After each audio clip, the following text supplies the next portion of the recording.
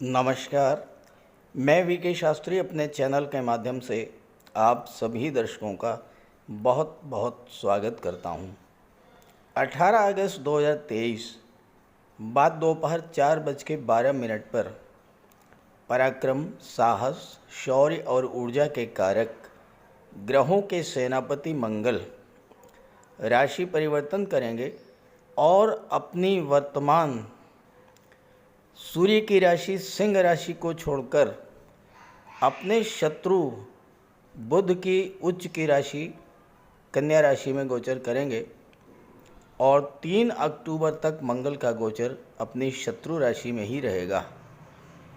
कन्या राशि में गोचर करते हुए मंगल का गुरु, शनि और राहु से षडाष्टक योग भी बनेगा, जो कि ज्योतिष शास्त्र में एक खराब योग माना गया है। तो शत्रु राशि में गोचर करते हुए षडाष्टक योग बनाते हुए मंगल किस प्रकार का फल प्रदान करेंगे मकर राशि के जातकों को, इसी का विश्लेषण करेंगे इस वीडियो में। ये विश्लेषण आपकी चंद्र राशि के आधार पर किया जा रहा है और वीडियो के अंत में मैं आपको मंगल के उपाय भी बताऊंगा। तो ये है मकर राशि के जातकों की कुंडली। मंगल का गोचर वर्तमान में सिंह राशि में है, कुंडली के अष्टम भाव में, और 18 अगस्त को यानी आज ही 4:12 पर मंगल कन्या राशि में गोचर करेंगे और आपकी कुंडली के नवम भाव भाग्य भाव में गोचर करेंगे। शनि का गोचर धन के भाव में है, गुरु और राहु चौथे भाव में सुख के भाव में गोचर कर रहे हैं। ये तो हैं ग्रह स्थितियाँ। अब यहाँ पर मंगल का गोचर 18 अगस्त को तो बहुत अच्छी स्थिति में होगा, क्योंकि लाभ के भाव के स्वामी होकर के भाग्य भाव में गोचर कर रहे हैं। तो भाग्य के सपोर्ट से आपको हर तरह का लाभ मिलेगा। सुख भाव के स्वामी होकर के भाग्य भाव में गोचर कर रहे हैं, तो भाग्य के प्रभाव से हर प्रकार के भौतिक सुखों की प्राप्ति होगी। लेकिन पिछले 5 माह से मंगल का गोचर कुछ ऐसा रहा है कि आपको लगातार मंगल के कारण परेशानियां ही परेशानियां मिलती रही हैं। देखिए, 13 मार्च को मंगल कुंडली के छठे भाव में मिथुन राशि में थे। अब यहाँ पर मिथुन राशि में शत्रु राशि में गोचर कर रहे थे। इसके बाद राशि परिवर्तन करके 10 मई को कर्क राशि में आए। कर्क राशि मंगल की नीच की राशि होती है, यहाँ भी बहुत अच्छा फल नहीं दिया होगा। और इसके बाद 1 जुलाई को सिंह राशि में आ गए अष्टम भाव में, और यहाँ तो और भी खराब फल दिया होगा। भले ही मित्र राशि में थे, लेकिन अष्टम भाव में गोचर कर रहे थे और शनि से सीधा दृष्टि संबंध बन रहा था, तो यहाँ भी मंगल पीड़ित हुए। तो लगातार मंगल पिछले 5 महीनों से छठे भाव में, 7वें भाव में और 8वें भाव में गोचर करते हुए पीड़ित ही रहे हैं, और इस वजह से अपना सर्वश्रेष्ठ फल, शुभ फल नहीं दे पाए। हालांकि सबके साथ ऐसा नहीं होगा। वो जातक जिनकी कुंडली में मंगल अच्छी स्थिति में रहे होंगे, उन्हें मंगल से लाभ भी मिला होगा। लेकिन जिनकी कुंडली में मंगल थोड़ा भी खराब रहे होंगे, तो उन्हें अशुभ फल प्राप्त हुआ होगा। देखिए, मंगल क्रोध के, उग्रता के कारक हैं। मंगल जब कर्क राशि में आए 1 जुलाई को, नहीं 10 मई को, तो यहाँ पर मंगल की दृष्टि आपके लग्न पर पड़ी। लग्न भाव आपका व्यक्तित्व होता है। मंगल के कारण आपको अनावश्यक रूप से क्रोध आया होगा, लड़ाई झगड़े बढ़े होंगे, और हो सकता है कि कोर्ट कचहरी का मैटर भी बना हो। मंगल नीच राशि में गोचर कर रहे थे, तो आपके पराक्रम, पुरुषार्थ, साहस में कमी आई होगी। जीवन में किसी तरह की समस्या आने पर आप बहुत जल्द और बहुत ज़्यादा घबरा गए होंगे, और अक्सर जल्दबाजी में कोई गलत निर्णय भी आपने लिया होगा। यहाँ पर मंगल विवाह में भी बाधा उत्पन्न करते हैं और भाई बहनों से संबंध भी खराब करा देते हैं। मंगल 1 जुलाई को जब अष्टम में आए तो आपके साथ चोट चपेट, एक्सीडेंट, फोड़े फुंसी, high blood pressure, arthritis, joint pain, गुर्दे में पथरी, इस तरह की समस्याएं आई होंगी। और साथ ही साथ अगर कोई ब्लड संबंधी बीमारी है तो उसमें भी दिक्कत आई होगी और हो सकता है कि कोई ऑपरेशन भी हुआ हो। इसके अलावा चूँकि मंगल लाभ के भाव के स्वामी हैं, अशुभ भाव में थे, अशुभ मंगल के कारण आर्थिक संकट आया होगा, धन संबंधी समस्याएं होंगी, रिलेशंस खराब हुए होंगे, दाम्पत्य सुखों में कमी आई होगी, कलह तनाव की स्थिति बनी होगी और लव रिलेशंस के लिए भी मंगल अच्छे नहीं माने जाते हैं। तो पिछले 5 माह से आपके साथ ऐसा ही कुछ हो रहा है, कमेंट करके बताइएगा। अब बात करते हैं कि मंगल जब कन्या राशि में गोचर करेंगे तो क्या प्रभाव होगा। 18 अगस्त को मंगल जब भाग्य भाव में गोचर करेंगे कन्या राशि में, तो भले ही शत्रु राशि में गोचर कर रहे हैं लेकिन आपके लिए बहुत अच्छा फल देंगे। क्यों और कैसे, ये समझें। देखिए, किसी भी ग्रह का फल उन नक्षत्रों पर निर्भर करता है जिन नक्षत्रों से होकर इनका गोचर होता है। अब कन्या राशि में गोचर कर रहे हैं और कन्या राशि में 3 नक्षत्र आते हैं। 18 अगस्त से लेकर के और 3 सितंबर तक मंगल उत्तरा फाल्गुनी नक्षत्र में गोचर करेंगे और उत्तरा फाल्गुनी नक्षत्र सूर्य का नक्षत्र है जो मंगल के मित्र हैं। 3 सितंबर से 23 सितंबर तक हस्त नक्षत्र में गोचर करेंगे जो चंद्रमा का नक्षत्र है और 23 सितंबर से 3 अक्टूबर तक चित्रा में गोचर करेंगे जो मंगल का ही नक्षत्र है। तो इस तरह से इस गोचर काल में मंगल 23 सितंबर तक तो अपने मित्र के नक्षत्र में और उसके बाद अपने ही नक्षत्र में गोचर करेंगे। दूसरी बात, दृष्टियों की बात करें मंगल की, मंगल जब कन्या राशि में होंगे तो चौथी दृष्टि पड़ेगी धनु राशि पर। देखिए, यहाँ 12वें भाव में 9 लिखा है, 9 का मतलब धनु राशि। धनु राशि के स्वामी देवगुरु बृहस्पति। 7वीं दृष्टि जो है मंगल की वो पड़ेगी 3रे भाव पर मीन राशि में और इसके भी स्वामी हैं बृहस्पति। और 8वीं दृष्टि पड़ेगी अपनी ही राशि मेष राशि पर। तो इस तरह से मंगल की दृष्टियां भी या तो मित्र राशि पर पड़ रही हैं या अपनी ही राशि पर पड़ रही हैं। तो इस तरह से नक्षत्र और दृष्टि के आधार पर मंगल इस समय आपके लिए बहुत अच्छा फल देने जा रहे हैं। मंगल जैसे ही कन्या राशि में आएंगे, जो लोग फाइनेंस या एग्रीकल्चर से जुड़े हैं, गेम्स स्पोर्ट्स से जुड़े हैं, इंजीनियरिंग, टेक्नोलॉजी या फायर रिलेटेड एरिया में काम करते हैं, उन सभी के लिए मंगल बहुत अच्छा फल देंगे। भाग्य का सपोर्ट मिलेगा, हर तरह का लाभ मिलेगा। जो जातक राजनीति से जुड़े हैं, जो बड़ी बड़ी फैक्ट्रियां चलाते हैं, जो कोयला, तंबाकू, टाइल्स, मार्बल या जिनका ईंट का भट्ठा है, ऐसे सभी जातक बहुत अच्छा फल प्राप्त करेंगे। और जो लोग मेडिकल सर्जरी से जुड़े हैं, डिफेंस या पुलिस सेवाओं से जुड़े हैं, उनके लिए भी मंगल का गोचर भाग्य भाव में बहुत अच्छा फल देने वाला होगा। तो आइए अब समझते हैं कि मंगल इस गोचर काल में किस प्रकार का फल देंगे।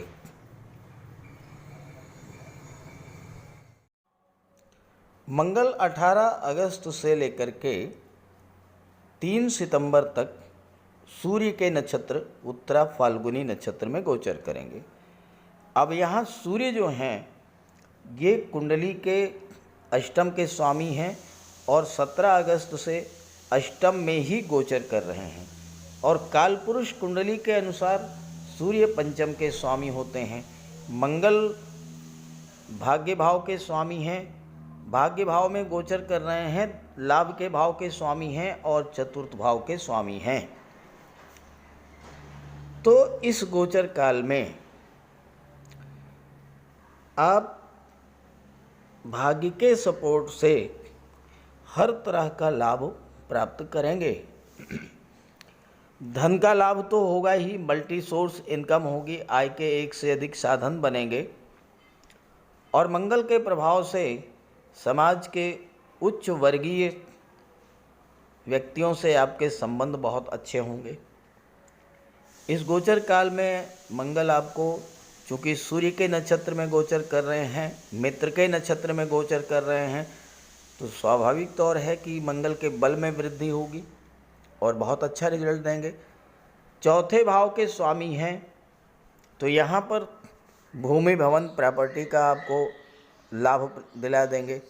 कोई आपकी प्लाट खरीदने की इच्छा थी, मकान बनवाने की इच्छा थी, नहीं हो पा रहा था, लेकिन अब जो है आप वो कार्य पूरा कर पाएंगे।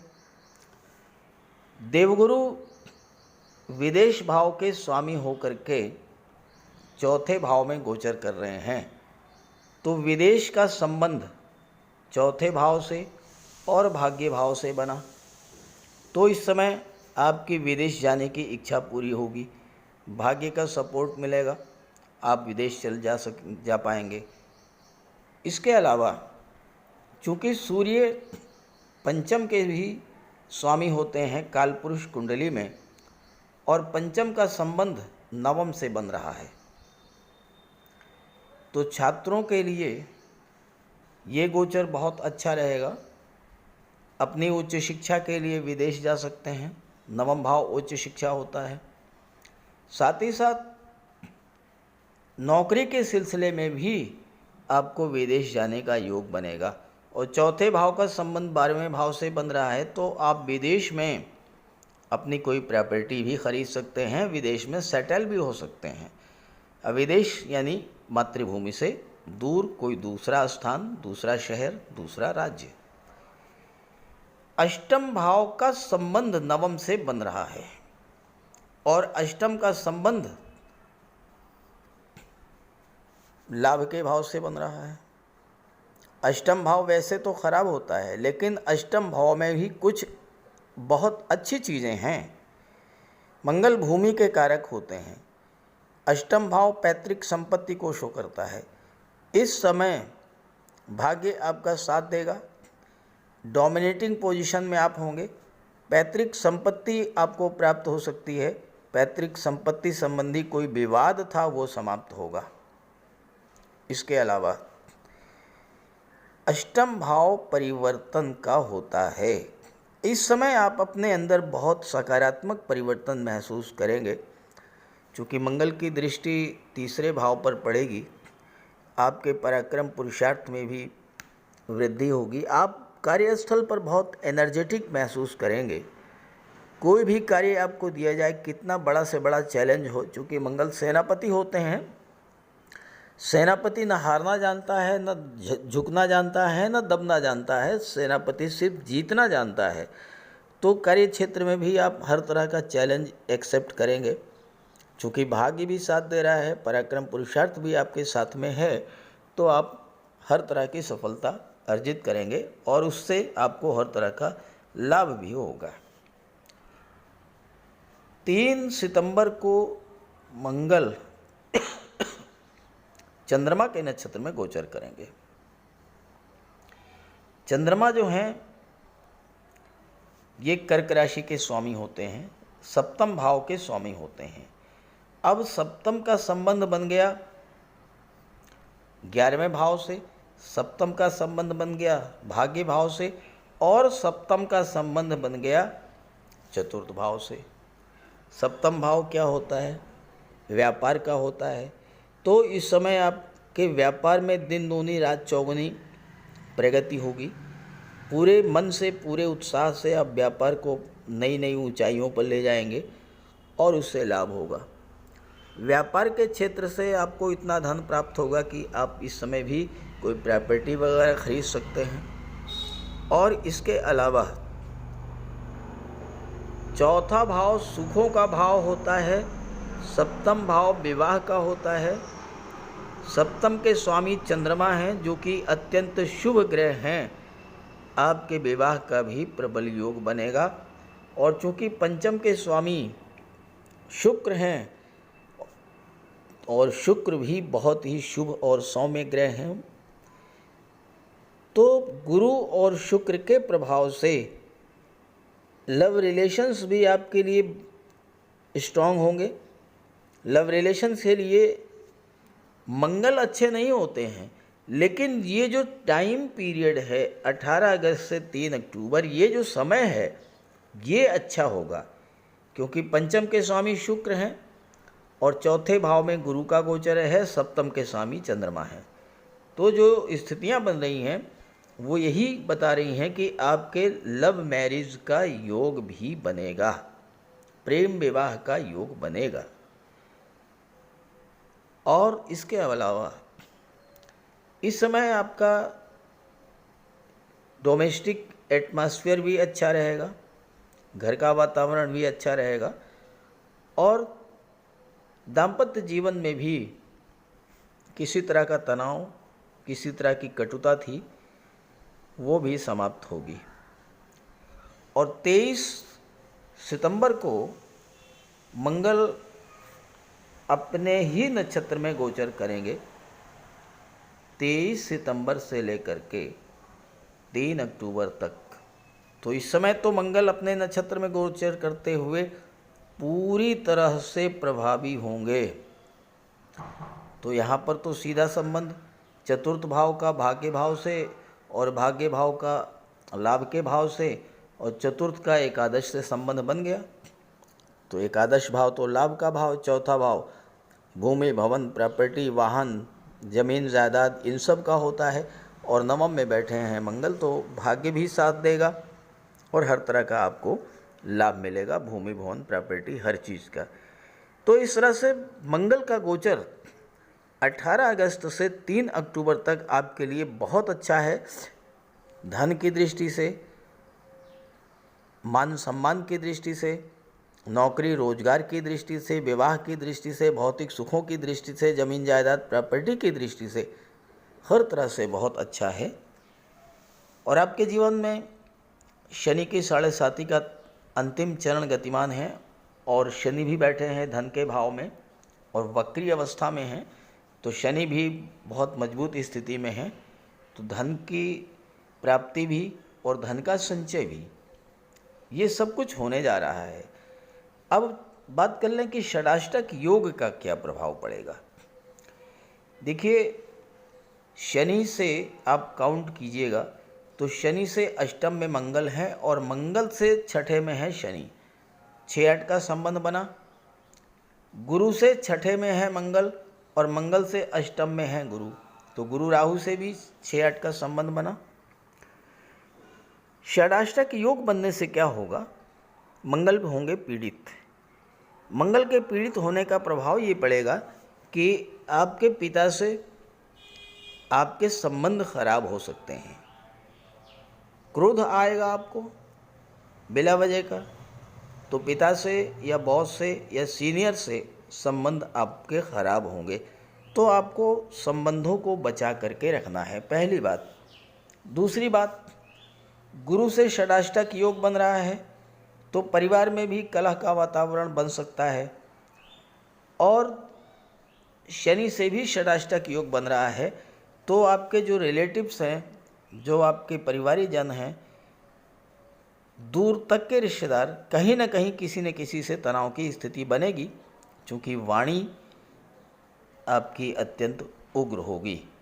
तो जब भी आपको क्रोध आए, आप बजरंगबली का ध्यान कीजिए, मन ही मन हनुमान चालीसा का पाठ करते रहिए, तो षडाष्टक योग का कोई विशेष प्रभाव आप पर नहीं पड़ेगा। क्योंकि मंगल भाग्य भाव में बैठे हैं तो भाग्य का फुल सपोर्ट मिलेगा, और जब भाग्य साथ साथ रहेगा तो किसी तरह की कोई नेगेटिव चीज़ आपके साथ नहीं होगी। लेकिन उपाय तो करना पड़ेगा। देखिए, षडाष्टक योग है, खराब योग माना जाता है, तो मंगल के साथ षडाष्टक योग और एक नहीं दो दो बन रहे हैं, तो मंगल का उपाय तो आपको करना ही पड़ेगा। 18 अगस्त से 3 अक्टूबर तक लगातार आपको उपाय करते रहना है। तो बात करते हैं उपायों पर। मंगल का सबसे बड़ा उपाय है बजरंगबली की उपासना करना। आप बजरंगबली की उपासना कीजिए, बजरंगबली के मंदिर में जाइए, उनके चरणों का सिंदूर अपने मस्तक पर धारण कीजिए, साथ ही साथ हनुमान चालीसा का पाठ कीजिए, बजरंग बाण का पाठ कीजिए। मंगलवार के दिन अगर आप व्रत रख सकें तो मंगलवार का व्रत रखिए। साथ ही साथ हनुमान जी को चोला चढ़ाइए। मंगलवार के दिन स्नान करने के जल में लाल चंदन या लाल पुष्प डालकर स्नान करें। स्नान करने के बाद लाल रंग के वस्त्र धारण करें। अगर नहीं कर सकते हैं लाल रंग के वस्त्र धारण, तो कम से कम एक लाल रुमाल अपनी जेब में जरूर रखें। मंगलवार के दिन मंदिर में जाएं, बजरंगबली के लड्डू का भोग लगाएं और गरीबों में बांट दें। घर की दक्षिण पश्चिम दीवार पर उड़ते हुए हनुमान जी का चित्र लगाएं। साथ ही साथ गरीबों में लाल वस्त्र, मसूर, गुड़, लाल चंदन, मिठाई, लड्डू, बताशे, रेवड़ी ये सब बांटिए।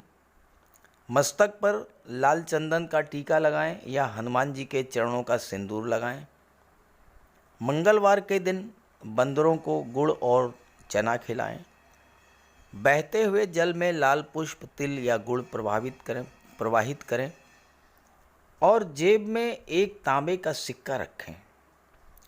साथ ही साथ अगर आप मंगल के ये उपाय कर लेते हैं तो राहु भी नियंत्रित हो जाएंगे और शनि भी नियंत्रित हो जाएंगे, क्योंकि बजरंगबली की उपासना करने से राहु, मंगल और शनिदेव तीनों का ही उपाय हो जाता है। इसके अलावा एक चांदी की छोटी सी ठोस गोली चाहे आप जेब में रखें या चेन में पहन लें या ब्रेसलेट में लगा लें। अपने बैग में मोरपंख रखें और घर में भी मोरपंख लगा लें। मेन डोर पर, कार्यस्थल पर भी मोरपंख रखें, तो इससे राहु आपको परेशान नहीं कर पाएंगे। तो ये सब उपाय बहुत आसान हैं। सुंदरकांड का पाठ कीजिए, बजरंग बाण का पाठ कीजिए, हनुमान चालीसा का पाठ कीजिए। ऐसा कोई उपाय नहीं है जो आप नहीं कर सकते, और आप इन उपायों को कीजिए, फिर देखिए आपको कितना बड़ा लाभ मिलता है। नमस्कार।